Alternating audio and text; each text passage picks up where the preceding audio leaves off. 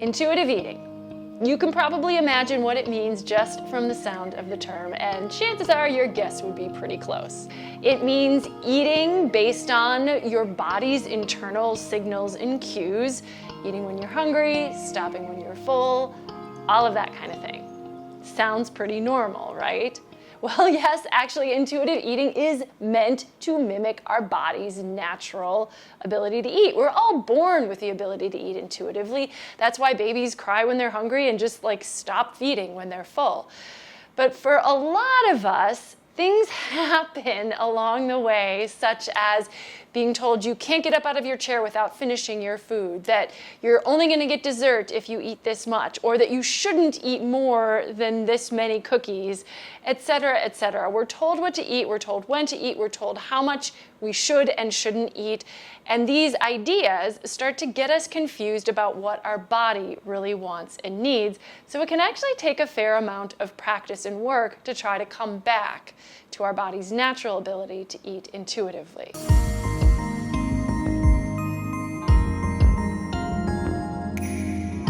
Hey there, I'm Lorelei. I'm a registered dietitian nutritionist, and today I'm going to share some of my thoughts. I wouldn't consider myself to be an expert on intuitive eating. There are definitely other dietitians who've spent years and years and years researching and learning and practicing how to use the concepts to help other people improve their relationship with food. That's not me, but I've been familiar with the concepts for a lot of years, and I've worked with patients on these concepts. I have both struggled with them and seen the benefits of them, both in my own life and as I've worked with patients. But I actually don't think a lot of people know of intuitive eating as a concept. Maybe this is something you want to learn a little bit more about, and that's kind of why I wanted to make this video. If you go to the book called Intuitive Eating, which was written by Evelyn Tribole and Elise Resch, there are actually 10 established principles of intuitive eating. I'm just going to focus on one today that I actually think is really challenging, but a very good starting point. And that is making peace with food. And I think that one of the foundational aspects of making peace with food is this idea of having unconditional permission to eat. I actually first encountered a similar idea in another book called Overcoming Overeating, which I think came out before intuitive eating. When I was in this space where I needed this information for myself, intuitive eating hadn't even come out yet. I'm sure it was out there as a concept, but as a book that you could just find and read and learn from. So I learned about this idea, and my initial reaction was like, oh no. If I give myself permission to eat, I am going to go on a rampage and eat nonstop forever. There's going to be no stopping me, because that's all I want to do. All I want to do is eat. I just want to eat and eat and eat and eat more and more and more. Right. That was my feeling. And so I was very afraid. But I read the book, and I think that if you read the concept of unconditional permission to eat and understand the reasoning behind it, it might give you a better sense of security that possibly this could work. And I found it to work in my own life at the time when I really needed it, and have found it to work at other points in my life when I've realized, I have not been giving myself enough permission. I have not been having a peaceful relationship with food. I need to look at that a little more, and I've definitely found it to work with patients. So let's talk about it.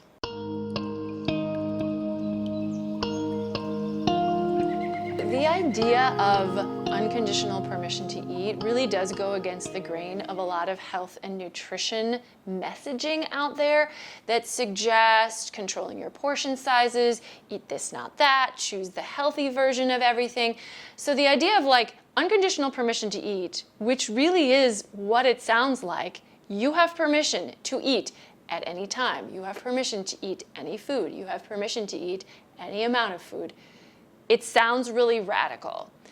And trust me, I believe you if you're feeling like, oh, no, that's not for me. You don't know me. You don't understand what I'm going to do. Yeah, listen, you're right. I don't know you. I don't know your exact conditions. And I know that overeating, binging almost always stems from restriction. So really, the purpose of giving yourself unconditional permission to eat is letting go of any restriction.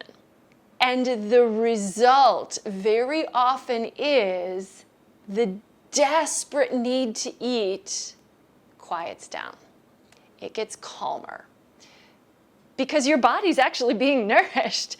If you give yourself the food that it wants, all of a sudden foods that were off limits, they kind of start to lose their power.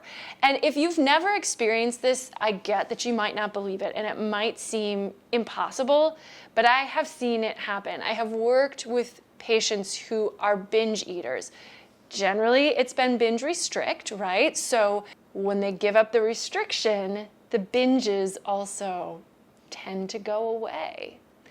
Now, this principle of intuitive eating, it's not the only one, right? So we know that people binge for reasons other than just, oh my gosh, my body's starving, or oh my gosh, I've restricted that food, so I need to now have a lot of it, right? People overeat for all sorts of different reasons. So the ideas behind intuitive eating include things like, being able to deal with your emotions without having to use food. There are some other concepts that you want to be aware of. You need to be competent and able to listen to your hunger and fullness cues. If those are absent, if those are gone for whatever reason, you may actually have to structure yourself in a different way to get started, as opposed to just giving yourself unconditional permission to eat, which usually does still ask that you listen to your hunger and fullness cues. Now, there might be times that you eat when you're not hungry. Unconditional permission to eat does not mean you have to restrict yourself from ever eating when you're not hungry, right? Like, you might be choosing to eat for another reason, and you have permission to do so.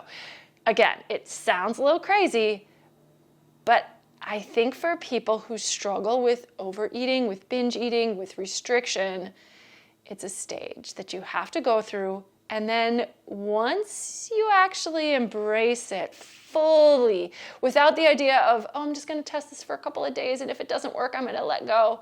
But like fully, really, truly, and it can take some time. It's not always easy to do this, but you got to go through it. And then you may start to find that, again, your body gets more intuitive, and intuitive eating sometimes does include things like overeating.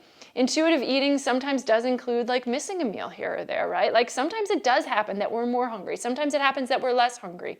And if you have unconditional permission to eat, you do have permission to eat whenever you want, but you might find that you don't want as much as you believed that you would when you gave yourself that permission.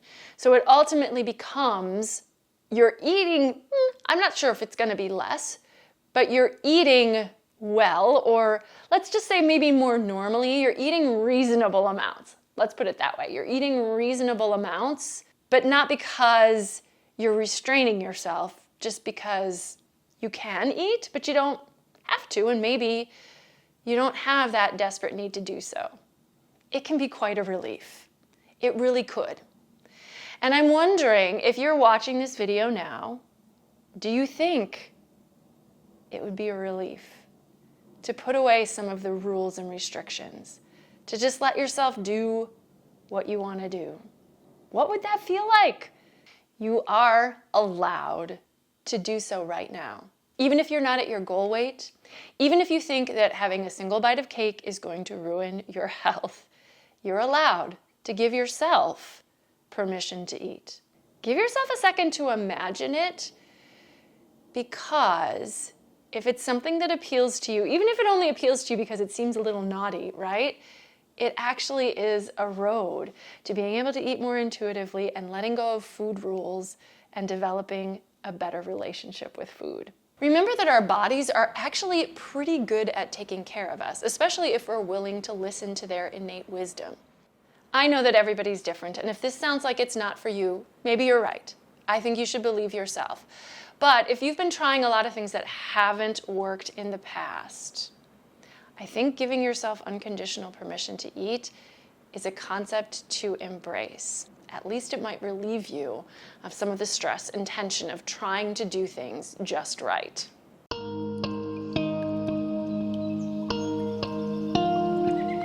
As a dietitian, I also don't believe that intuitive eating, that unconditional permission to eat, is at odds with basic nutrition principles. I do feel like I'm trying to thread the needle a little bit on that one. It can be really challenging to create space where we're allowed to listen to our bodies. We're allowed to enjoy all foods. Nothing has to be completely off the menu. And we also have space to bring in foods to our lives that maybe do have like a nutritional purpose, that we do have the space to make some choices, and sometimes a choice can be made based on nutrition. I don't think it's at odds, but let me know what you think.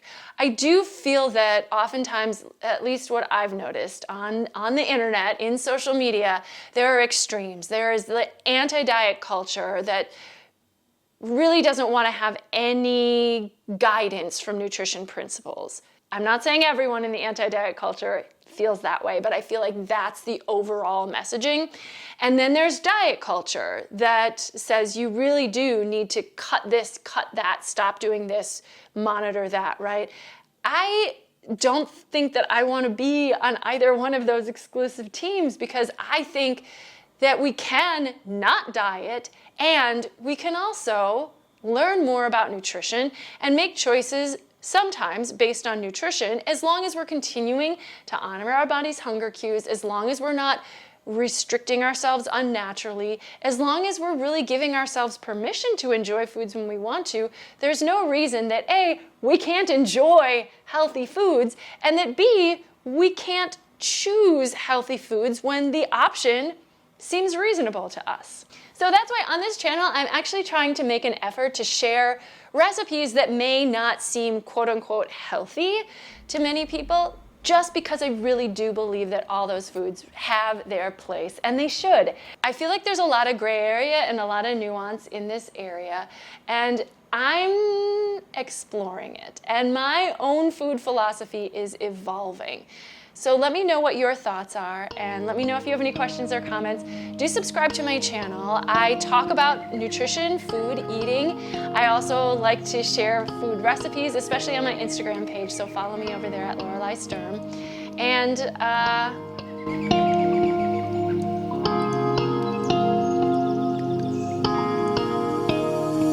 thanks so much.